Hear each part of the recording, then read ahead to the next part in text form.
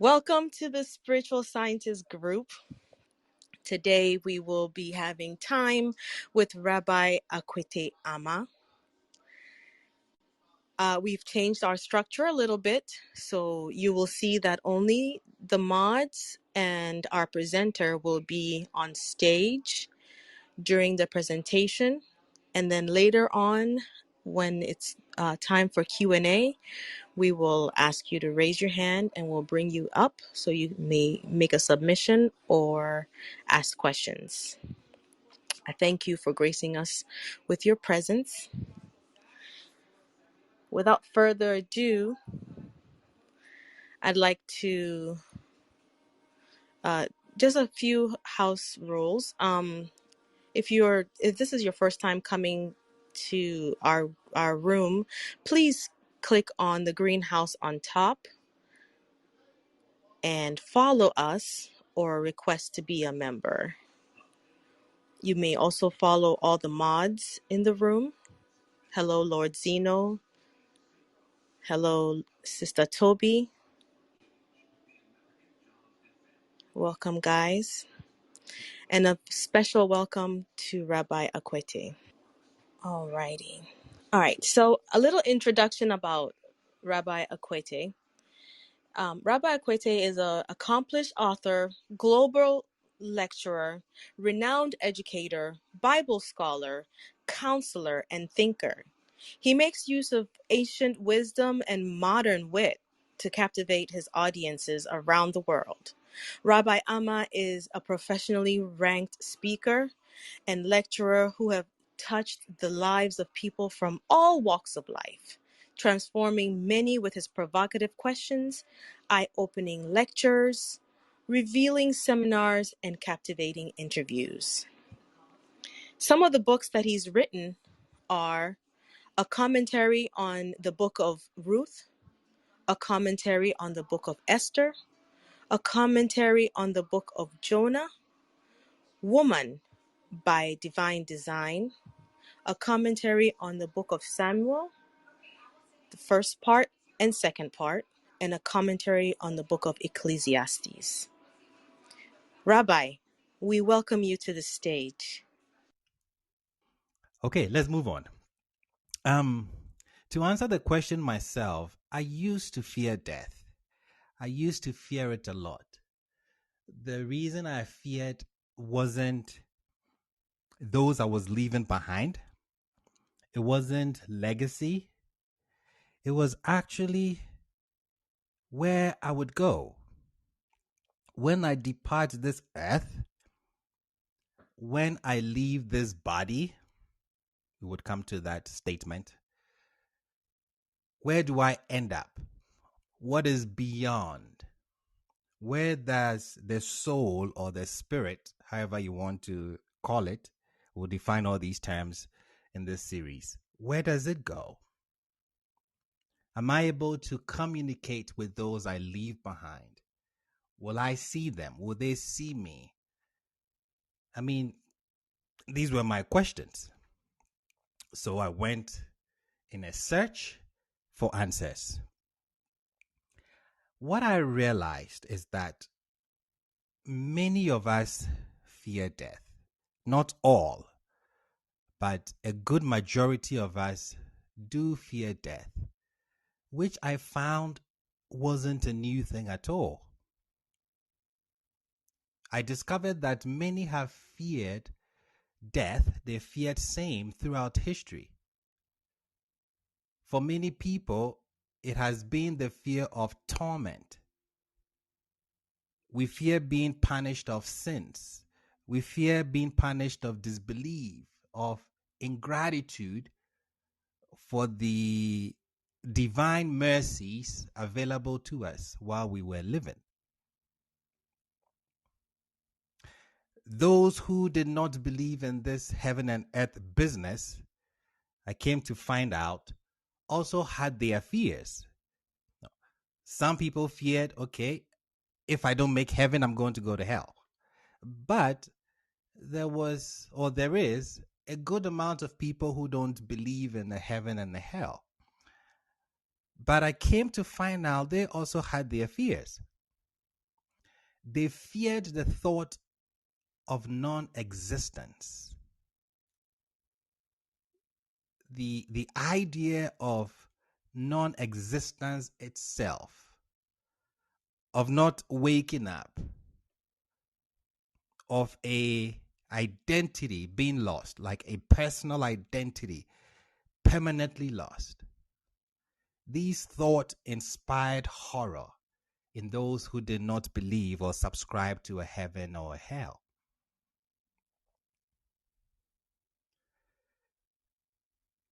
In my research and studies, I noticed that the obsession with death and fear of what comes next extended beyond even the most ancient biblical records to the beginning of recorded history. I noticed it was not only the Bible that spoke about death, heaven, hell, Hades, Sheol. Those who predated the biblical text also had such concerns. Now, I'll make a statement and then I'll come back and explain that statement, or we would deal with that statement maybe next class, or the third or the fourth. But this is the statement. It's going to strike some of us, I don't know, in a good way, in a bad way. But the founder of Christianity did not believe that the soul of a person who died would go to heaven or hell. I know the statement sounds ludicrous because you've read it in the biblical text that when one dies, you go to heaven or hell based on your deeds on the earth. But we would find out when we actually study the text carefully that actually the founder of Christianity did not subscribe to that the soul of a person who died would go to heaven or hell. We'll come to that. Just put that in your spirit. The ideas of a heaven and a hell, that is a glorious hereafter for some souls, and then torment for others to come at a point of death when you depart from this earth, cannot be found either in the Old Testament or in the teachings of the historical Jesus. I was quite amazed when I found that out. This became, I believe, what we believe now about heaven and earth, it became the standard Christian view over time. If that is the case, then I had to find out, okay, how far does this go? It will be then helpful to see where it ultimately came from, when it started to be adopted, this heaven and hell business, and why it seemed so attractive. So to see where the belief originated, we would need to begin our exploration many years before Christianity, many years before even the most ancient writings of the Old Testament. We have to go way back, almost 1,000 years before the biblical text was penned down. The book of Genesis was even written.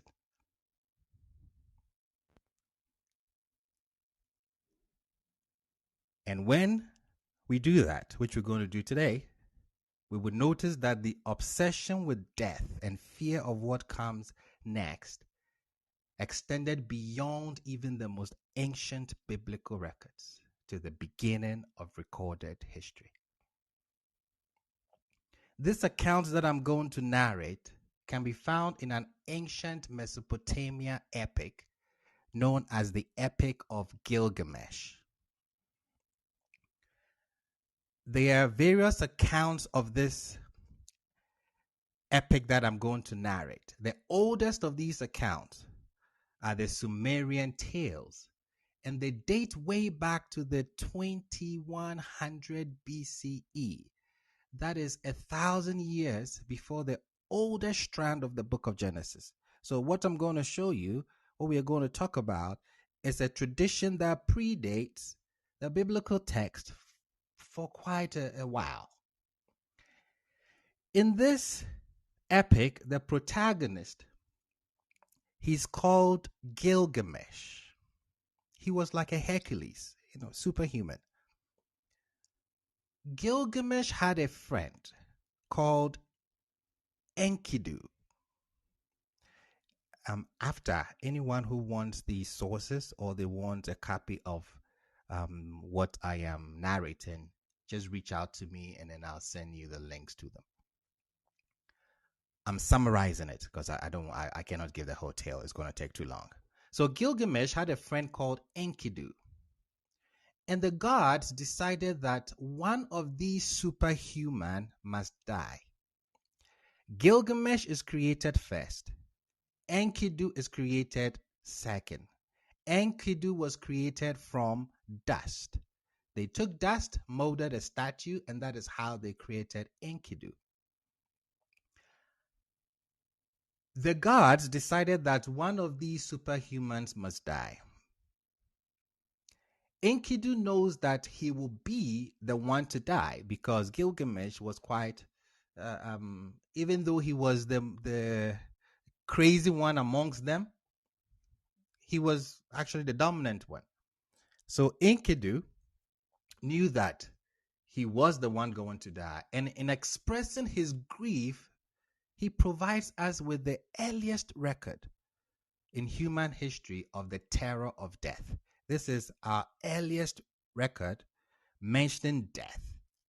And it was from Enkidu's narration, his expression of grief. Enkidu, we are told, has a dream of being overwhelmed by a powerful man and narrates the terrifying outcome. I'm going to quote from the tale. This is what Enkidu says. He seized me, drove me down to the dark house, to the house which those who enter cannot leave, on the road where traveling is one way only, to the house where those who stay are deprived of light, where dust is their food and clay their bread. They are clothed like birds with feathers, and they see no light, and they dwell in darkness. Doesn't sound like a place that I would want to be. What this shows us is that even the most powerful superhumans are powerless in the face of death. Enkidu indeed died, and Gilgamesh, his friend, bitterly mourns his lost friend. What is amazing is that Gilgamesh is not mourning his lost friend because he's died. He's mourning his friend because he himself has realized that he's not immortal. He would end up just like his friend Enkidu. So he says, shall I die too? Am I not like Enkidu? Grief has entered my innermost being. I am afraid of death. And so I roam open country. I am afraid of death. And so I roam open country. How, oh how could I stay silent? How, oh how could I keep quiet? My friend whom I love has turned to clay. Enkidu, my friend whom I love has turned to clay. Am I not like him? Must I lie down too, never to rise ever again? These are the questions Gilgamesh was asking. He needed answers to them. So he decides he needs to find a path to immortality. And for that, he needs advice. There is only one man in all of history who has escaped death to life everlasting. Only one man, according to this epic. This man is called Utnapishtim. Utnapishtim. Gilgamesh ventures on a journey to find him, to learn the secrets of immortality. When he met Utnapishtim, Utnapishtim tells Gilgamesh about death. He says, nobody sees death.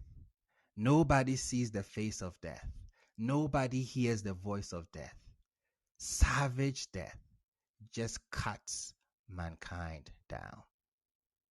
So Utnapishtim has encountered death, and this is his experience. He said it has no mercy. When it comes, nothing stops him. Okay, I just mentioned, I'll narrate this and then I'll ask questions if there are questions.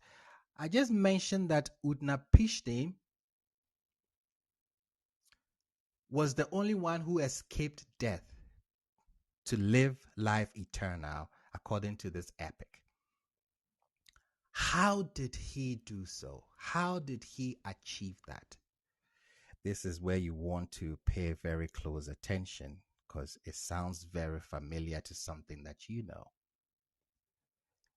In the epic, the gods decided to destroy humanity with a flood. Utnapishtim is instructed to build an enormous boat, an ark, by the god Enki. The ark was almost an acre in size. He was given dimensions of how to build it. He was told to make the ark 7 levels. Once it was completed, he is to bring on board his wife and the seed of every living thing. He does that. The flood comes, and only those in the boat survive the onslaught. When the rains stop, Utnapishtim sends out birds. First a dove. When it couldn't find a place to put its feet, it returned. Then Utnapishtim sends out a swallow. It also returned. And then he sent out a raven, which never came back, letting Utnapishtim know that the flood or the water had subsided. When the flood had subsided adequately, Utnapishtim and his family emerges from the boat and prepared a sacrifice to the gods. Then the creatures came forth and repopulated the earth. What I have just narrated sounds very much like the story of Noah in the Bible. This story predates the Noah story by 1,000 years. When you read Noah in the biblical text, the Bible is making use of older traditions, themes, and adapting them for its own purposes. As a reward for Utnapishtim's upright actions, the gods reward Utnapishtim by making him like themselves. He gained immortality. This is how the first man recorded in this epic gained eternal life. Gilgamesh is sad because he sees that his options are kind of thwarted. He cannot achieve eternal life. But Utnapishtim tells him, no, there is a chance for you to escape death, but through a different route. At the bottom of a sea is a certain thorny plant that can restore him, that is Gilgamesh, to his youth as an antidote to the fear of death. So instead of dying, instead of getting old, it will renew you to your youth. Utnapishtim tells him how to find it. And so Gilgamesh goes on another quest. He sails to the designated spot, ties stones to his feet, sinks to the bottom of the sea, and retrieves the plant of life. On his return home, he comes to a calm pool of water and decides to have a dip to cool off. While he was in the water, A snake, a serpent, smells the fragrance of the plant which Gilgamesh had left in the boat before he went swimming. And it slithers to the spot, takes the plant, and escapes with it. In this epic, immortality is lost because of the evil working of a sly serpent.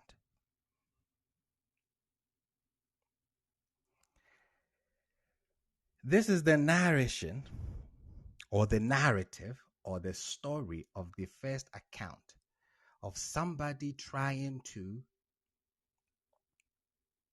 escape death, somebody's fear of death. The god Ea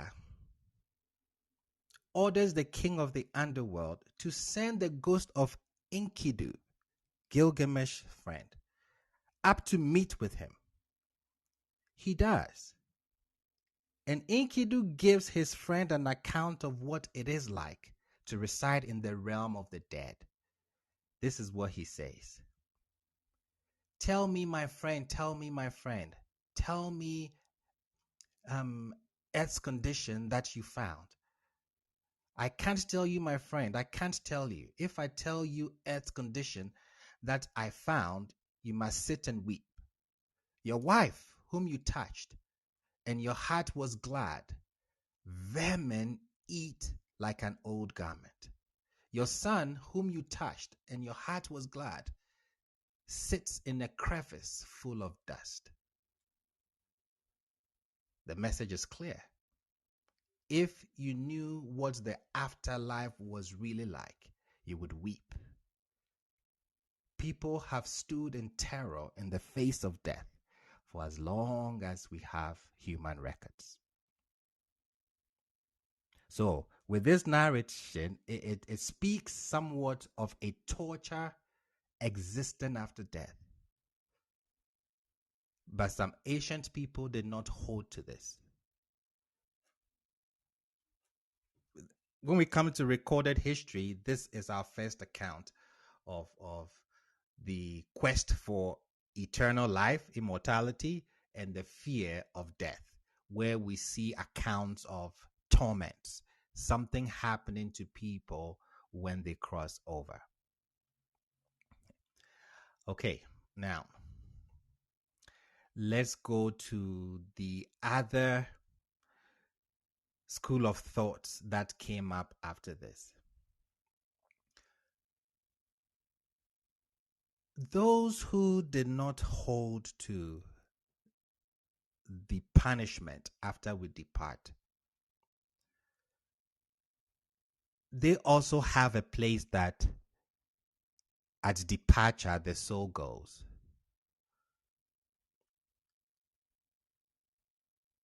For many ancients, there was indeed a kind of non-tortured existence after death. No one is being tortured. But it was gloomy. It was extremely depressing and completely uninteresting. And it's not just for some who were good or some who were bad. It was actually for everyone. According to the ancient Greek writers, when a person stops breathing, that is, they die, the life breath or the soul leaves the body through the mouth, never to return. Once that has happened, there is nothing that can bring the person back into the body. But then they ask, but where does the life force go? That life force that departs the body, where does it go? They answer by telling us that it goes to the underworld, what they call Hades, where souls have a form, but they don't have life.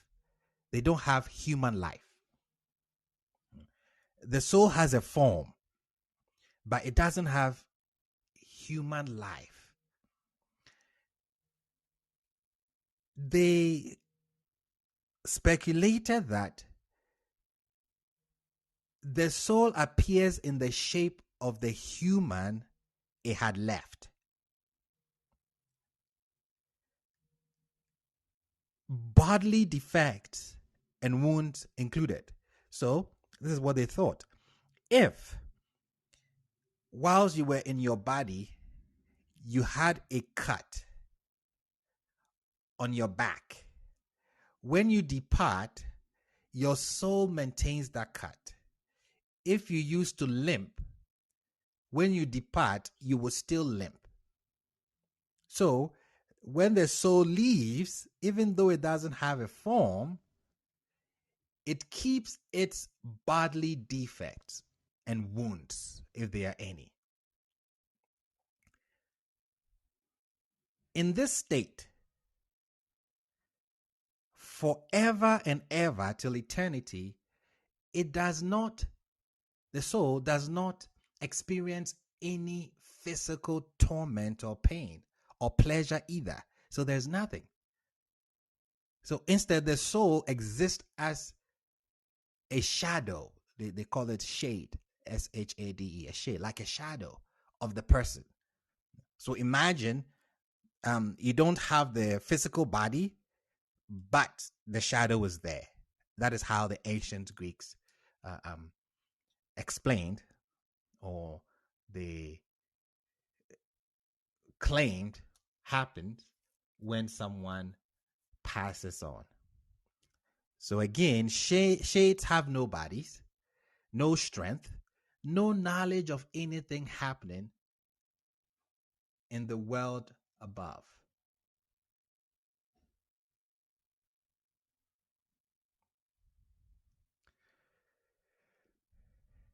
Um,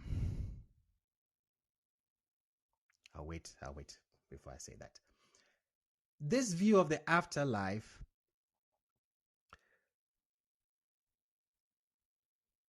taught by the Greeks, or specifically Homer, were massively influential for centuries to come. But not many people hold that view today. No one thought these epics that I am narrating were the inspired and infallible word of their gods. But they were thoroughly known and deeply influential for people in the Greek and Roman world as they thought about their lives and the nature of the divine realm.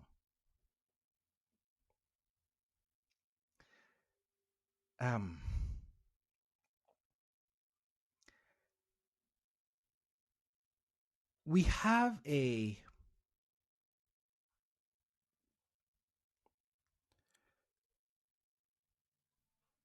no, I'm trying to be careful what I say and what I don't say because it's too early. Now, this is what this is what Homer tells us. 700 years after Homer. So let me come back to what Homer tells us. When one dies, their soul leaves them. Their soul goes to the underworld where there's nothingness. There's no punishment. There's no pleasure. You are just there. That is what Homer taught. 700 years after Homer, the narrative changes from Hades, that is the underworld, being populated with shades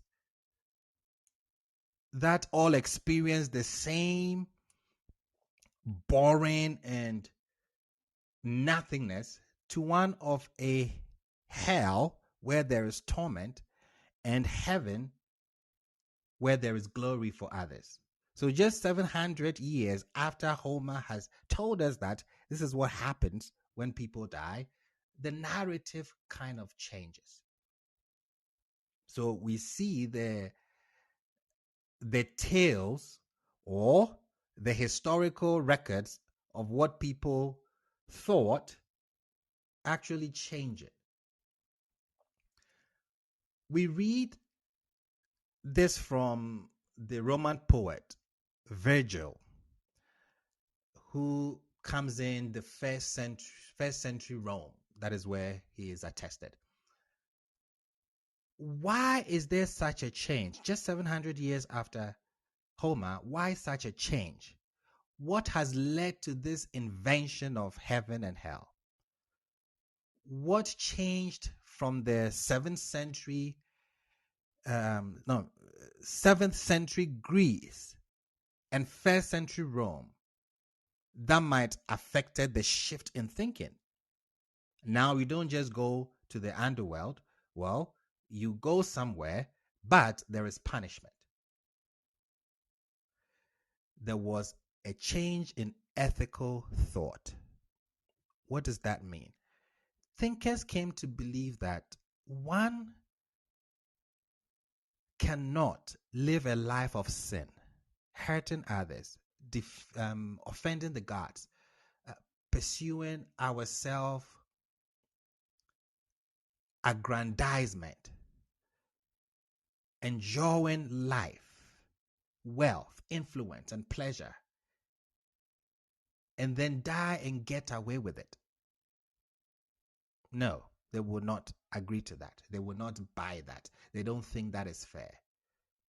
Everyone will have to face judgment.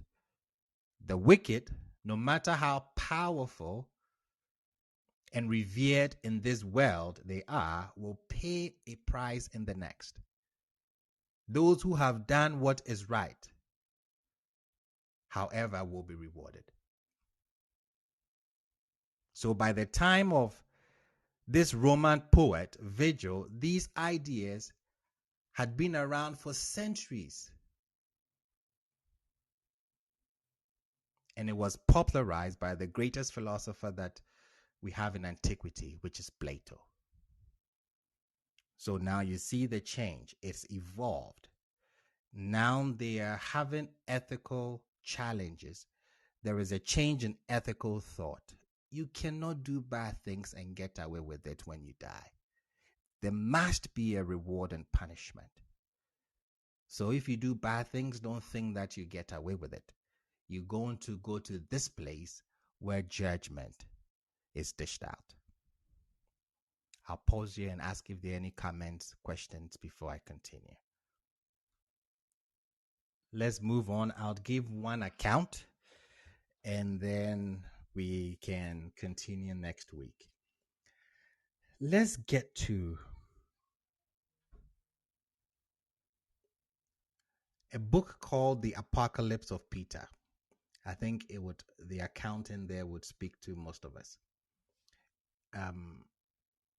Wait, should I do that one or should I do... Yes, let me do the Apocalypse of Peter. The Apocalypse of Peter, most of you don't know about it. Most of you haven't heard about it because it's not part of your New Testament canon. One of the most remarkable manuscripts, discoveries of modern time, is this book or this manuscript called The Apocalypse of Peter. No one today believes or thinks that Peter wrote it. It was produced at a later date by some Christian who simply wanted his readers to think he was Peter. This kind of happens all the time. This writing is called Apocalypse of Peter because that is what it talks about. The book is actually mentioned by the church fathers, which informs us that this book was in writing or existed in the 2nd century, the 2nd Christian century. Now, this is an interesting historical data. There was a debate whether this book, the Apocalypse of Peter, which was considered legitimate, it was a legitimate part of the New Testament. There was a debate whether this one should be included in the New Testament canon or they should actually take the Apocalypse of John, what today you call the book of Revelation. So there was a debate. Should we put the Apocalypse of Peter, or should we put the Apocalypse of John? Long debate, and they chose to actually use the Apocalypse of John, what we call the book of Revelation. So if the Apocalypse of Peter had won the day, we would not have the Apocalypse of John, which is Revelation. We would be reading this account that I'm going to be describing to you. So that is what happened. Some of these books were legitimate New Testament books, but then after these long debates, some of them were taken out. After the Apocalypse of Peter lost the day, it kind of disappeared from sight until 1886, when a French archaeologist dug a cemetery and there was this book in the coffin of a monk. What does it tell us? When you come to Matthew chapters 24 verses 2, now I'm in the Bible, so pardon me those who are not religious. When you come to Matthew 24:2, there is a conversation between Jesus and his disciples. I'll read it. And Jesus said unto them, See ye not all these things? Verily I say unto you, there shall not be left here one stone upon another that shall not be thrown down. Verses 3. And as he sat upon the Mount of Olives, the disciples came unto him privately, saying, Tell us, when shall these things be? And what shall be the sign of your coming and the end of the world? So this was a question posed to Jesus in the book of Matthew. In the Apocalypse of Peter, in this passage that Jesus is sitting on the Mount of Olives, speaking to his disciples who want to know what will happen at the end of the world, this is where the account of the afterlife starts in the Apocalypse of Peter. After Jesus had answered the question, we get a very graphic and striking detail about the afterlife, but it is focused on the torments awaiting sinners. And they are being punished for their sins while living here on earth. These punishments follow what we call lex talionis. Lex talionis means eye for an eye. So if you sin with your eye, you'll be punished via the eye. If you sin with your hand, you'll be punished by the hand or on the hand. So it's eye for an eye, tooth for a tooth kind of punishment that is going on. So in the Apocalypse of Peter, those who sinned with their tongue were hanged by their tongue in hell. Those who committed sexual sins were hanged by their private parts. Women who committed sins with their breast were hanged by their nipples.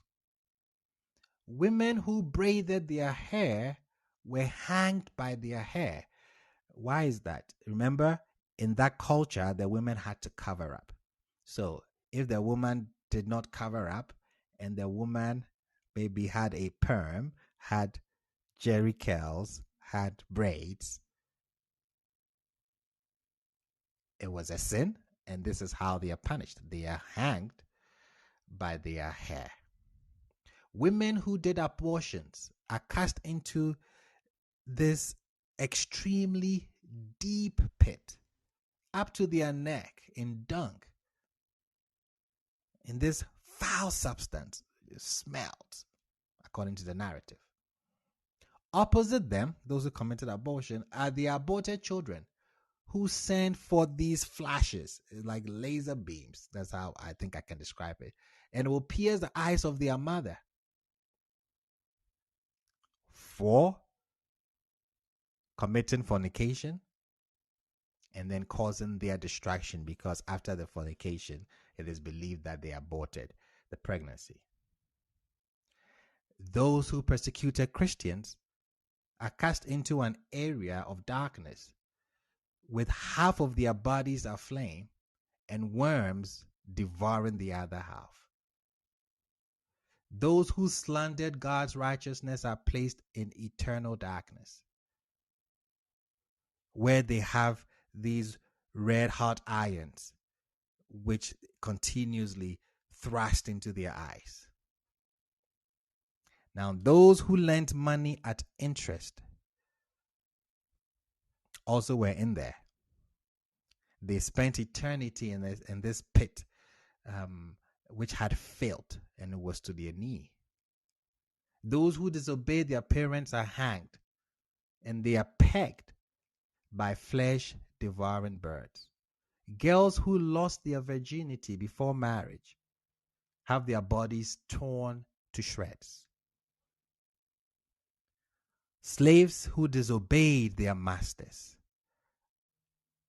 are forced to chew on their tongue endlessly. So, in the account, there are 21 sins and punishments. With such detail about hell, you would think that you would get an equal detail about heaven. But that is not the case at all. It looks like the text just wants to show us the violence. Eternal joy is not as satisfying to describe, I guess, as everlasting torture. So is the torture that is focused on what happens in heaven extremely vague, extremely vague. All we are told is that the elect and righteous come to this glorious Edenic field like Eden, where they are adorned with flowers and rejoice with Christ, given an eternal kingdom where they enjoy good things forever. That's all we are told.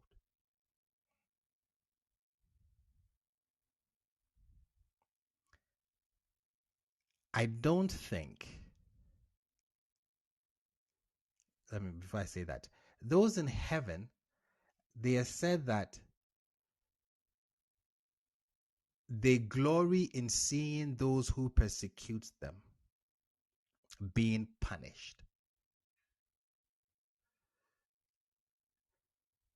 So it follows along the lines as seeing your enemies horribly tortured for eternity is apparently considered one of the greatest joys possible in heaven, according to the Apocalypse of Peter. So, in closing, with these kind of writings, Apocalypse, the author is not interested in providing an objective statement about what actually happens in heaven and hell. He has a goal he wants to achieve. And his goal is that he wants people to behave a certain way. And he's using these graphic descriptions or depictions of eternal torment as a way of convincing them to live a good life. So basically, he is scaring people out of hell, not so much as scaring the hell out of people. No, let's scare them so they don't go to hell. That is what these apocalypse, the style that they are written in. This is an Apocalypse of Peter. It did not make it into the New Testament. Would have to go into the New Testament and find out what did Jesus himself believe and what did he teach. But before we do that, we have to look at the Old Testament because it predates the New Testament. And Jesus was a Jew or a Hebrew. So when he walked the earth, there was no New Testament. So anytime he says scripture says, anytime he quotes the scripture, he's quoting the Old Testament. But we come to the Old Testament and it never talks about heaven or hell. It doesn't talk about somebody dying and going to heaven. It says Abraham will be gathered to his ancestors. So, where did this idea of heaven and earth, pleasure and pain, where did it come from? I believe on this journey we're going to answer all these questions and bring some clarity. I will take your questions and comments if there are any.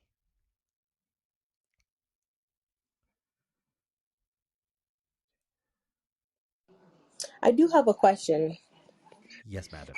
In your earlier part of the submission, I think I forgot exactly what point you were, but I know what you said. No problem. You had said that the soul maintains well, I think this was a viewpoint of what happens after the soul leaves the body, that the soul maintains like the scars and Correct. whatever. According to So the Greeks, correct, yes. according to the Greeks, so did the Greeks also believe in reincarnation?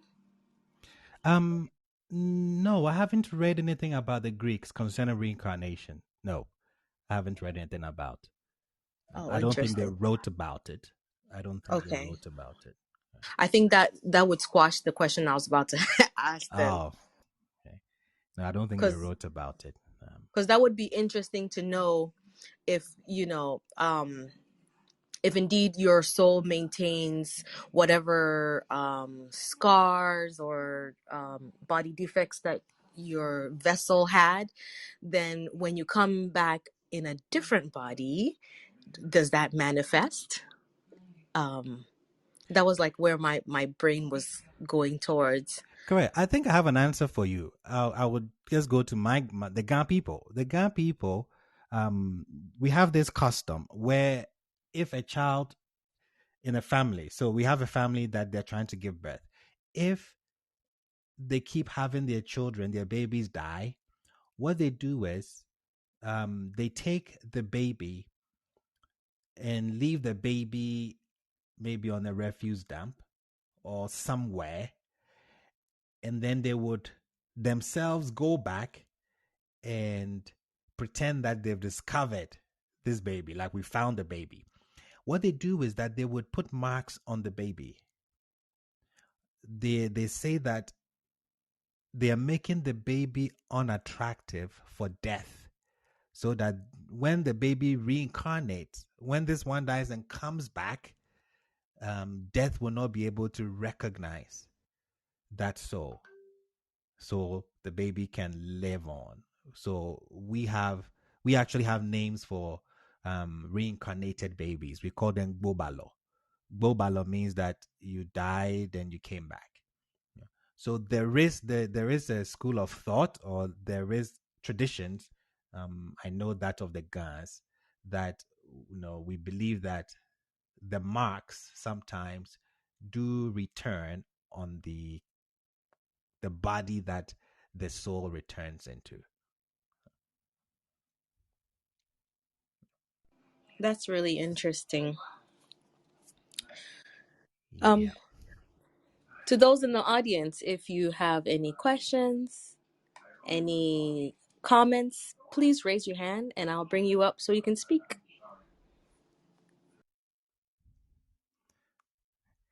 As they try to come up, let me share this near death experience. Notice I haven't gone into the biblical text yet. I'm using texts that did not make it into the New Testament canon. I would focus on the biblical text later in the series. When it comes to near death experience, we have a book written in the late 2nd century by Thomas. Thomas is also called Judas, and he's said to be the twin brother of Jesus. Who knew that Jesus had a twin brother? Are you talking about the Gospel of Thomas? Yes, the Acts of Thomas. Okay. So it is said that Jesus has a twin brother. We don't believe that today, but it was a thought that some ancient Christians believed. So just like the pagan demigod Hercules, it was alleged that. So this is what happened with Hercules' birth. Hercules had a twin. His name was Iphicles, or Iphicles, however I want to pronounce it. The birth is kind of amazing. When Zeus comes to make Hercules' mother pregnant,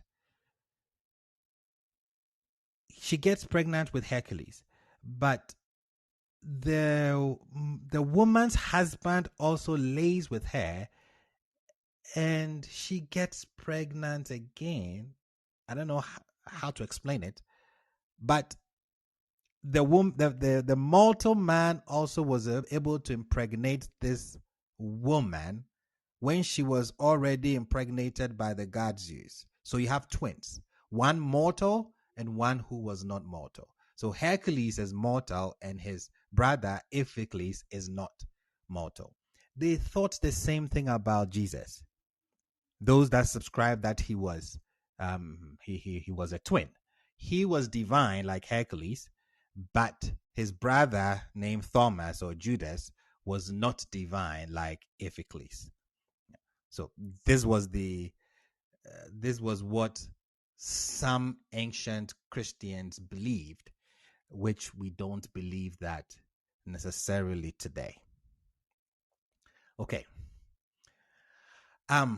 The story is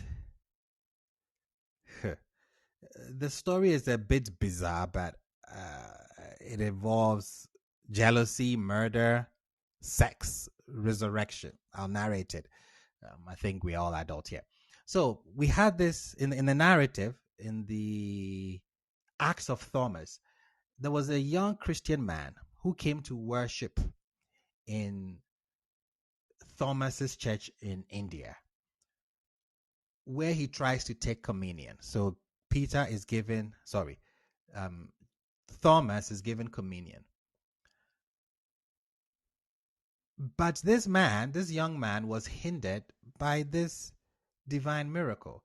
As he brings the Eucharistic bread, Catholics know what I'm talking about, the communion bread, to his mouth, his hands wither. The worshippers who see this happen report it to Thomas. So Thomas comes and he asks the man, "What sin have you recently committed?" The man explains to Thomas that he had recently converted to Christianity, and when he did so, he opted to go all in for this new faith and live a life of chastity. That is, no sex, no sexual intercourse, no pleasure, nothing. But he had this woman that he was with, and she wouldn't go on this journey with him. So, since the woman refused to commit herself to this life of chastity, he flew into a rage because he thinks that she's going to have sexual intercourse with someone else, and he murders the woman with a sword. This had just happened before he arrived to take communion. Now there is a break where Thomas laments about sexual immorality of the world, how evil it is, all of that stuff. He brings a basin of water, sacred water, and asks the man to wash his hands. The man does so, and his hands are restored. Thomas then asks him to go show him this woman that he murdered where the corpse was. So they go, and then they find the body. Peter prays to God. He raises his hands up, takes the hand of the man, puts the hand of the dead woman into his arm, and then the woman comes back to life. Rather than the woman rejoicing and saying that, "Hey, I'm alive, hey, miracle," she was taken by horror. She wasn't happy at all. She went to a place, according to her, that she doesn't want to go back again. So now she tells her tale. She said after she died, an exceedingly hateful man in filthy clothes came and took her to a place filled with with this deep chasm, this void, an unbearable stench. This man forced her to look into each chasm, all of which contained souls of the dead being subject to torment.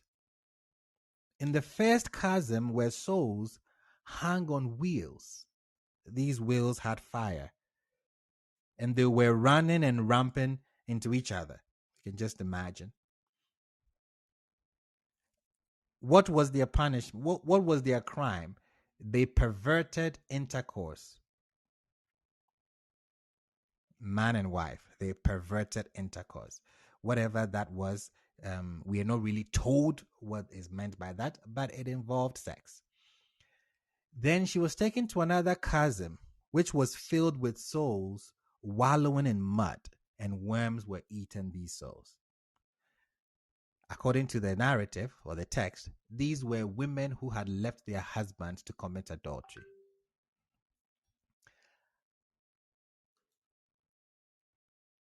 She went to another chasm, and it contained people hanging by various body parts. Like I said, if you committed a sin with your genitalias, you were hanged by your genitalias. If you committed a sin by your braids as a woman and not covering up, you were hanged by your hair. Um, thieves who stole, they were hanged by their hands. Those who walked in the way of wickedness, unrighteousness, they were hanged by their feet. After seeing the various chasms, she was shown a vast dark cave filled with disgusting stench, as she narrates it. This was the holding pen for souls. Some were in there after being tortured in one chasm or another. Others were those who had perished in their anguish. So let me pause there and emphasize on it. It means that some of the souls could actually die in hell. So this chasm that she saw, it was full of souls that were punished in one chasm and brought in, and some of the souls that were in that chasm had perished in their anguish. And there were some waiting to actually be thrown into this big, dark cave. And then she says she was met with someone who looked like Thomas in the narrative. I'll pause here and ask a question. Why would she meet somebody who looks like Thomas? Do you remember? Why did this person look like Thomas?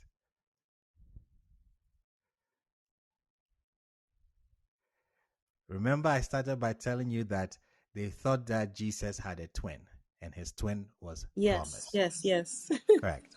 So she says that she saw somebody who looked like Thomas. So she was surprised when she woke up and actually saw Thomas standing there. And that presumably is Jesus, Thomas's twin,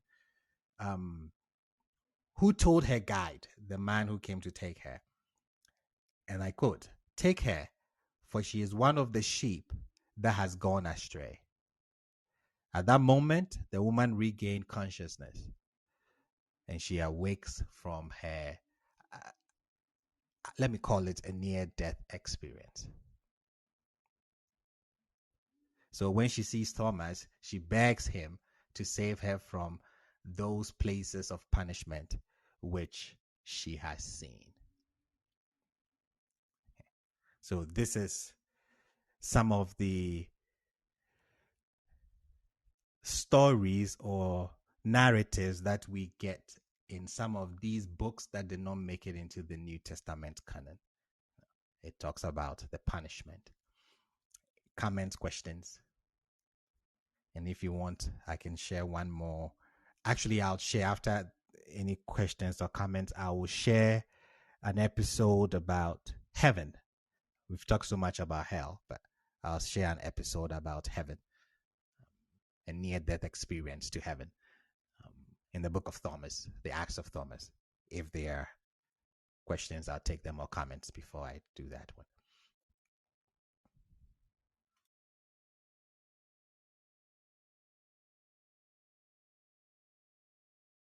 Well, I think I have a question here. Women listening to me, you don't have to cover up. You subscribe to the biblical text. Do you think that you're going to be hanged by your hair because you have a perm?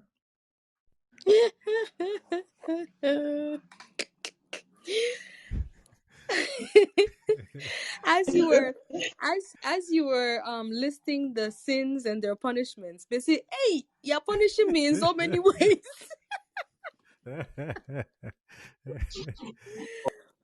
Mr. Lifestone, Mr. Lifestone, go ahead, please. Oh, Rob, greetings to everyone. I just came. I'm just enjoying the conversation. Nothing to say yet. So, Okay. all right. Before you go, let me ask you: are you scared of death? Uh, Before, at the earlier stages of my religious life, that was the one thing that I was very afraid of because of thinking about how the end was going to be and stuff. But with my conscious awakening, I just came into terms with it that death should be part of the entire process. So there is nothing to be afraid of. What I fear most in my life is actually dying poor, not dying at So yeah, some people had that concern before you came in. Yes, I totally can agree with yeah. that. Yes. I don't. Death, you see, if you should understand life and existence itself, and if you understand how you plant a seed for the seed to germinate back, there is nothing so scary about death. You see, it's our programming. Our programming have made it look, oh, and the same people who want to have this reward after they die, they are the same people who don't want to die. That's something that I usually don't understand. They fear death so much, but yet still they want to go to heaven or end up in hell, which you definitely have to die to be there anyway. But with my understanding of death right now, I just see it like a beginning of a new something. You are something that you are yet to experience, and it's supposed to be there. Without death, life will be meaningless. It's like that. So I fear poverty. I don't fear death. So that's what I also fear. Thank you very much. Thank you, sir. Thank you so much.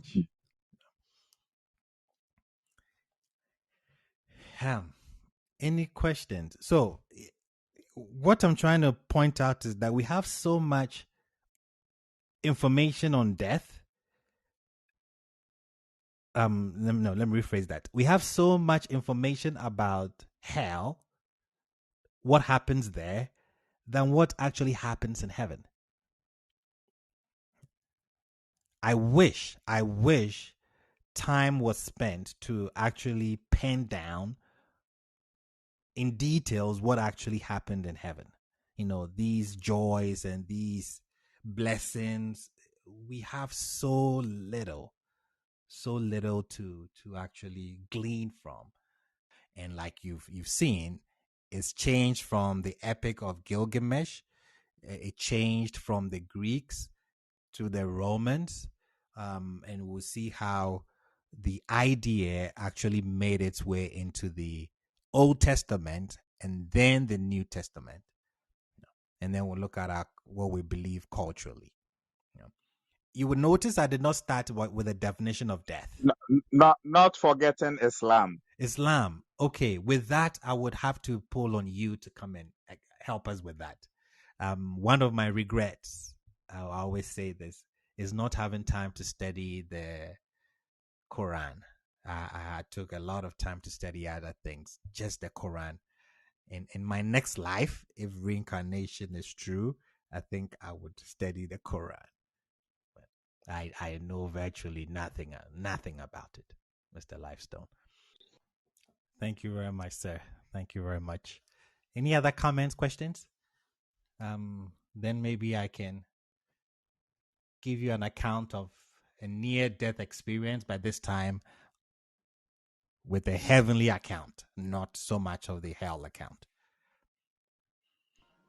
Mama, did you have a comment to make?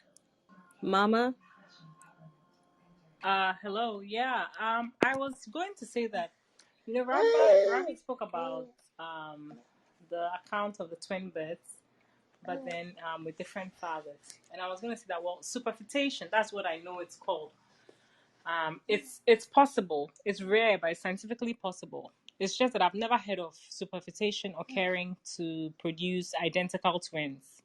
And so I found Oh, the story of Thomas and Jesus that you spoke about a bit curious or overstretched because even though superfetation is scientifically possible, it usually happens with two different. I think fraternal. You could speak of fraternal siblings, not necessarily identical twins, because the pregnancy happens outside after one has already been conceived.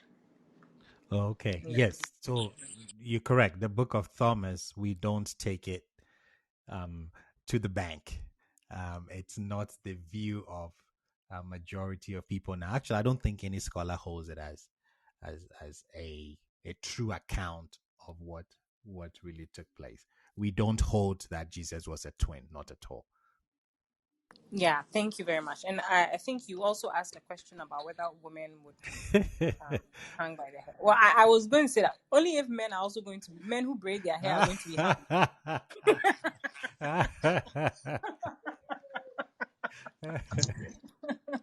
That Yeah. is a good one. Okay, so if there are no questions, let me give you a near death experience, also in the Acts of Thomas. This time about someone who went to heaven. So let's see. First, let me. It starts with Thomas in India. How did he get to India? So when Jesus dies, according to the New Testament, he gave an instruction: go into all the world and make disciples of me, baptizing them in the name of the Father, blah blah blah, Son, Holy Spirit. Lots was cast, and the 12 disciples were given territories based on the lots that was cast. Thomas gets India and he doesn't want to go. That is the last place that he wants to go. So, um, Jesus, his so called twin brother, comes to let him know that he has to go, because if he doesn't go, he's going against um, the father's assignment. And Thomas still says, I'm not going. I guess he can say that because they are brothers, just that this one is divine. So Jesus had to trick Thomas. There was a man that came from India looking for a carpenter to go do some work for his master in India. He was in the marketplace searching for a good carpenter. So Jesus meets the man, and Jesus says, oh, I have a slave actually who is a very good carpenter. If you wish, we can write a bill of sale. We'll do the transaction, and then you can take my slave. The man agreed, and there was a bill of sale signed by both parties. So Jesus comes with the man to the house where Thomas lives, and the man asks Thomas, is this your master? Of course, yes, Jesus is his master. So Thomas says, yes, he's my master. And then the man shows Thomas the bill of sale, and Thomas was angry because Jesus has tricked him.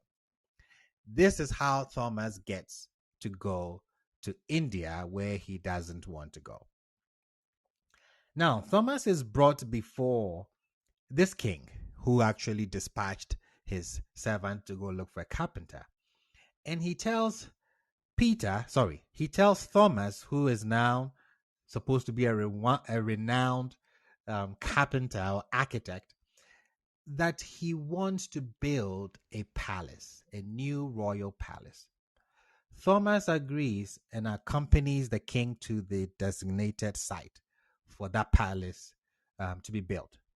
After surveying the property, Thomas draws a plan, shows them to the king, and is given a large amount of money to begin construction. The king returns home, leaving Thomas to work. But instead of buying the materials he needs, Thomas gives all the funds to the poor as charity. After some time, the king, unaware of what is happening, sends a messenger to see how the building is going. Thomas tells this messenger that the palace itself is finished, is done, but he needs more money for the roof. The king sends another installment. Soon afterwards, the king comes to inspect the new regal residence, only to learn that there is nothing for him to see. It sounds like a giving your brother money to build a house for you in Ghana and you go and there's nothing, even though they sent you pictures. Kind of that kind of narrative here. The king calls his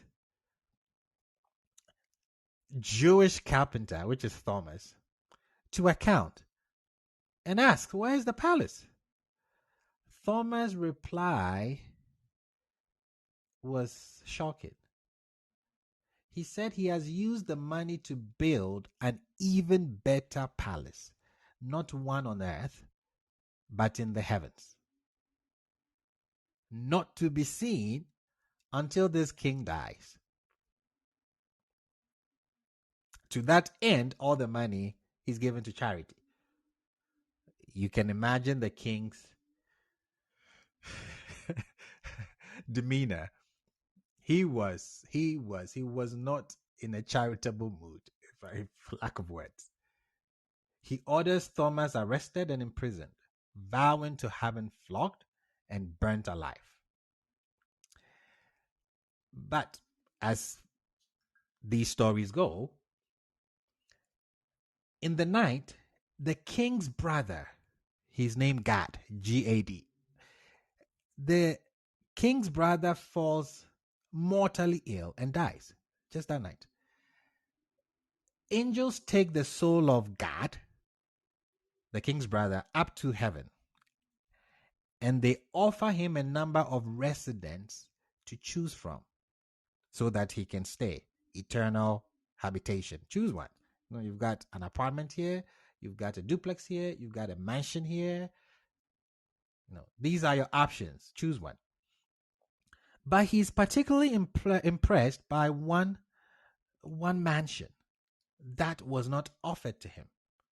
So he tells the angel that was guiding him that, he would want to actually sleep in the garage of that big mansion, which wasn't made available to him. At least, maybe they can give him the garage or something like that. But he was told that, no, he cannot have it.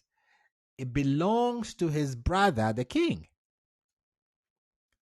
So the king's brother, Gad, pleads with the angel to allow him to return back to life, to ask his brother if he could stay in one of his rooms in the house that was the mansion that is built for him in heaven. The angels allow him to go, and he returned from the dead. He was so happy to see his brother. The king was so surprised that he was alive. And then he tells the king about his near-death experience and pleads with him to sell him the massive palace in the sky, as he put it, built for him by Thomas. So once the king realizes this is what actually has happened, Thomas has really built him a regal mansion, a regal palace in the heavenlies. He asks Thomas to build one for his brother Gad, so that when he also departs, he would have a mansion to live in.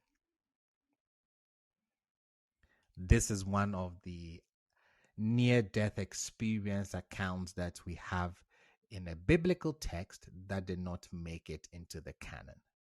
Comments, questions, additions? I had a question, but I'll let DJ go ahead. Okay. Greetings to each and everyone. I I just enjoyed I just enjoy Rabbi's narration of the story, and just like the king who was preached to by Paul, and after Paul has preached for long hours, he said that it's left small, like I will convert. And there's an SDA song that says "Akaka krebi, akakumabi na kamasachira." Nti Rabbi, I am an inkinko, maybe message next time. Assassinasa. anyway, so um, I want to be here, but I'm something outside. So when I go out there, I have to go off house. When I was going out, I heard you talking about the gas, the way they mark children who come and go multiple times. In the Akan settings too, we have that. The Sashis, the Brosas, the Awonis. I don't know what the Nzemas call it, but the Sashi, the Brosa, the Awonis call them Kaya. Kaya. Uh, I think the Asantis call it Donko or something. So they are the people that you see there's so much marks on their face, too many marks.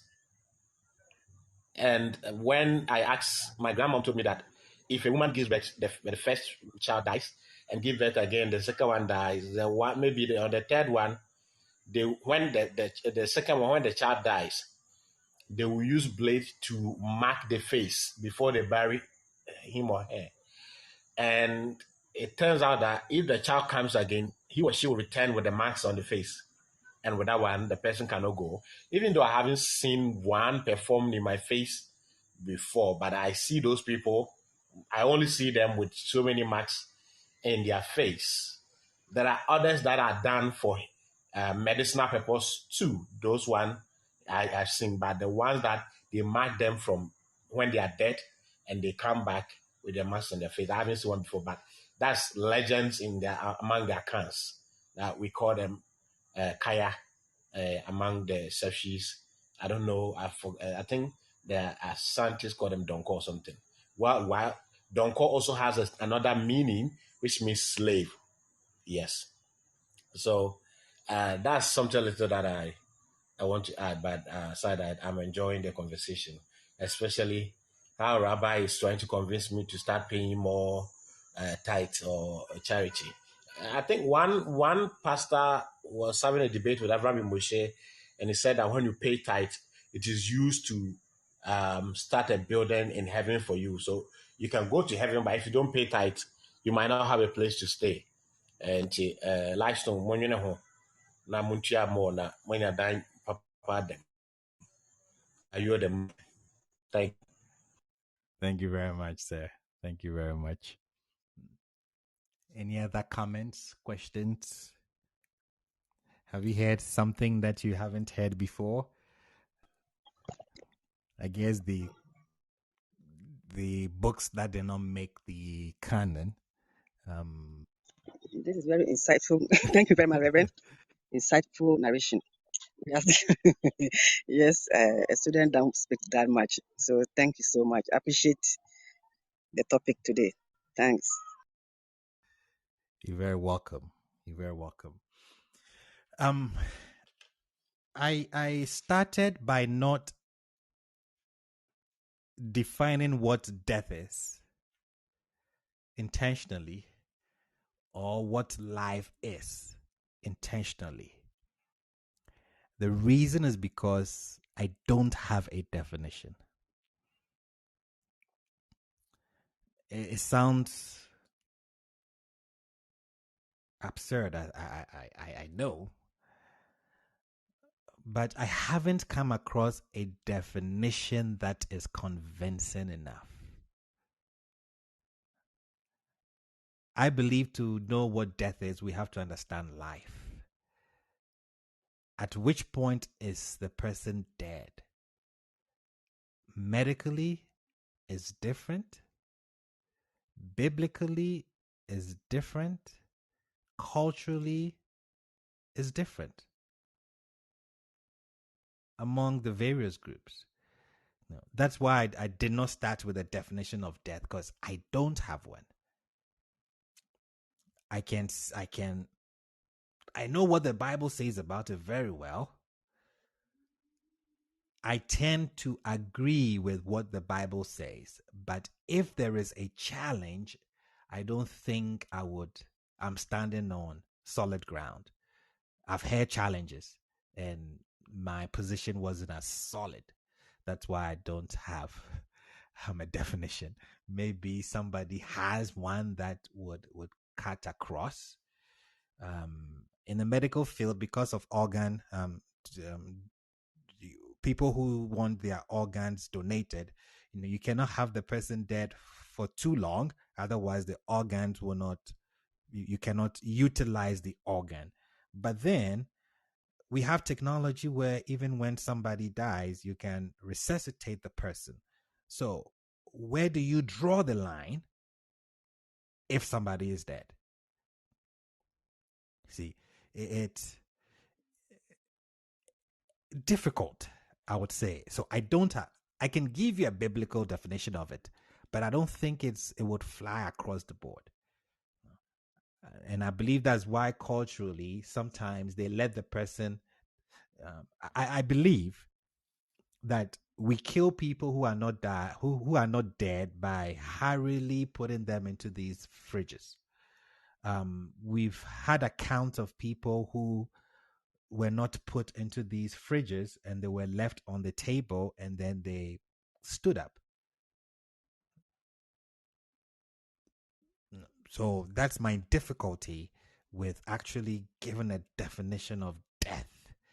Our old folks will leave people laying down for a few days, sometimes a week, before they pronounce the person dead. So I don't have a good definition of death that I would say, here, take it to the bank. I can share what the Bible says, but that is the culture or the custom of the Hebrew people. I don't think it cuts across the board. But if we are interested, I can share what the Bible says about it. Unless somebody has a very good definition they want to share, I would gladly want to hear it. Lord Zeno, were you trying to? So what I understand about death is you giving back what you rented from the planet. You're giving everything back. You borrowed it to experience the life on this planet. So when it's time to depart, you give it back. So for me, my understanding is you giving back what you rented from the planet when the time is up. I mean, going through the scientific definition, the religious definition, and even the cultural definition. That's my understanding of it. Like when I put all of them together, that's how I see it. Giving back what you rented. So I would ask, what is it you because I know you've mentioned the body having a soul. So the rent, is it the body that is going back? Is that what what was rented, or the soul as well was rented? The physical The body, physical body, okay. because you got the body from this planet. I mean, starting from the womb, you got all this from this planet. So when the time comes, you give it back. So for me, I see it as you giving death is the period when you give back what you rented from the planet. That's how I define it. Awesome. So at which point would you say someone is dead?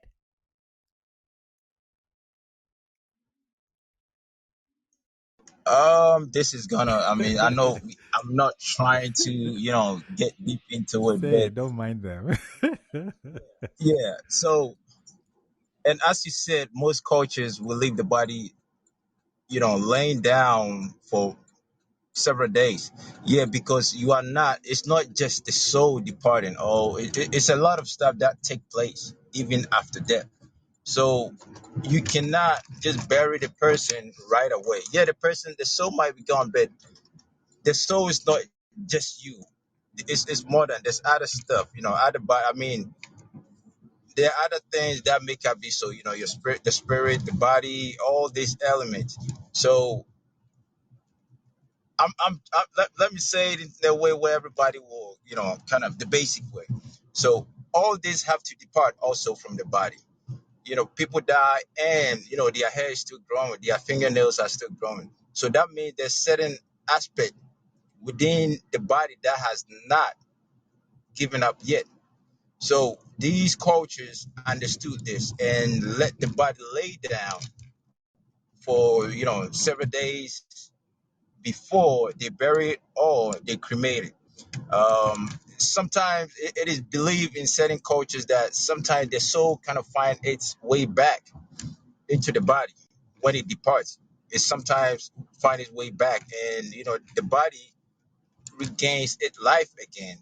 But if you bury it, it will regain and at the same time die. Or if you cremate it, yes. But these cultures also make us understand that doing this not only help the body or the soul, but it also helped the living also, like the guilt and stuff like that. Okay, did I do something wrong to this person? Leaving the body, like, okay, maybe we had a fight and this person is in coma. In the past we did not have all this scientific technology to be like, oh, the person is still alive or something like that. But we could turn, oh, the person is not breathing, so the person is dead. But now we could be like, oh, the person has fallen into coma. So leaving the body down, leaving the body laying down also kind of help and also alleviate certain aspect of guilt within us, because if the person regain conscious, oh, I did not kill this person. So these culture practices or religious practices, it all had a meaning. And I remember you asked the question about, death, like, do you fear death? I don't really fear death, but what I fear is what I'm coming back as. Okay. So That's a that good is what, one. because yeah, I don't fear. I mean, I came, I have to go. I have to have a rebirth, and that is for me my understanding of it. But me coming back, what am I coming back as? That is my fear. So that is my little comment I will add to it. I now understand why you said you don't want to say where are you That's a coming that's back as. That opens a yeah, whole. that's a different one. That I pray that every man reincarnates as a woman, so you guys can understand us a Oh little better. boy.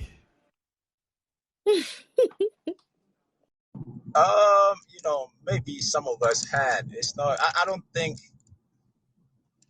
Even if you come back, are you gonna remember everything? Like right now, do you remember? Like maybe you had a previous life, and you might not. You don't even remember anything. But let's say the person who hurt you or who caused you to die is the person you're living with, is the person you're married to. How are you gonna feel?